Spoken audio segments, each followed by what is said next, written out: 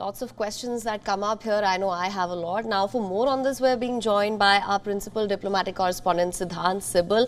Also joining us to discuss this and understand this better is Professor James D.J. Brown, joining us live from Tokyo. Thank you so much, both of you, for joining us. Siddhant, my first question to you. What would you say would be the key areas of discussions? Of course, at the G7 meet, China and Russia, as I mentioned earlier as well, they continue to dominate discussions even in the run-up to the meet. What can you tell us? Well, Russia and China will continue to dominate the agenda at the G7 meeting and the outreach meeting as well. But essentially, other areas that will be focus area will be climate change, clean technology, supply chains, because this has been something that has been part of the conversations. We know that how India has been calling for resilient supply chains, especially after the COVID crisis, and also making sure that when it comes to the next pandemic, how the world is ready. So these will be the key focus areas, but essentially if we look at the countries that have been invited by Japan for the outreach summit, that includes India, Australia, Indonesia, Vietnam. It showcases how Japan is focusing on its Indo-Pacific vision. Remember, earlier this year, the Japanese Prime Minister was in India and made an important announcement on Japan's Indo-Pacific vision from New Delhi that included focusing on a port in Bangladesh, that's the Matabari port. All right, let's get Professor James Brown into the conversation. Professor Brown, you know, what is your assessment of the circumstances surrounding the G7 meet? What, according to you, are some of the pressing issues that the G7 nations must address at this meeting?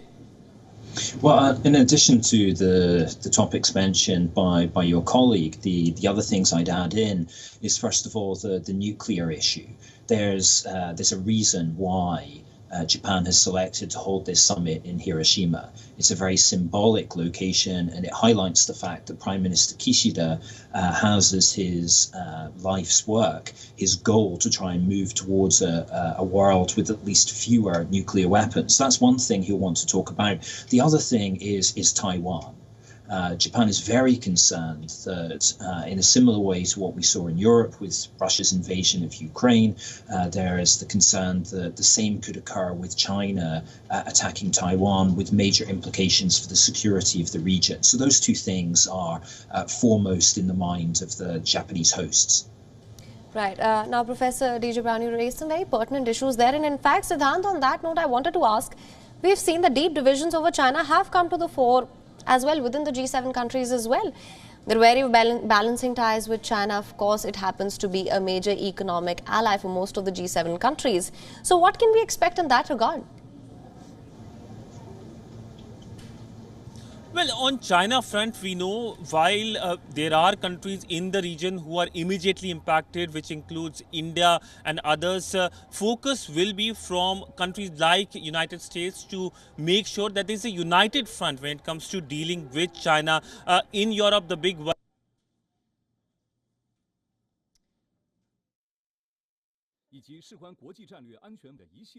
Well, we seem to be having an issue with that line with Siddhant there. We will get him back on with us. Coming back to you now, Professor D.J. Brown, I wanted to understand what are the prospects of the G7 leaders being able to effectively tackle threats posed by China and Russia? Can we expect any conclusive or effective strategies after this meet? Well, on the subject of Russia, in some ways, that's the easier one here, because within the G7, there's strong agreement on taking a very strong approach against Russia. And I expect that we'll see some language on increasing the sanctions applied against Russia and also trying to close some of the loopholes that exist in those sanctions. When it comes to China, I think the emphasis will be, first of all, on Taiwan. As I mentioned, there'll be language about Taiwan, the Taiwan Strait, and the stability and the security of that area being of major importance to the group, but also on economic security. And here, I think the emphasis will be on de-risking. The idea that whilst countries will continue to trade with China in certain key areas, in particular semiconductors, the countries want to reduce their dependence and thereby reduce China's economic leverage. All right. Well, Professor James D.J. Brown, thank you so much for joining us on this broadcast with your insights on this.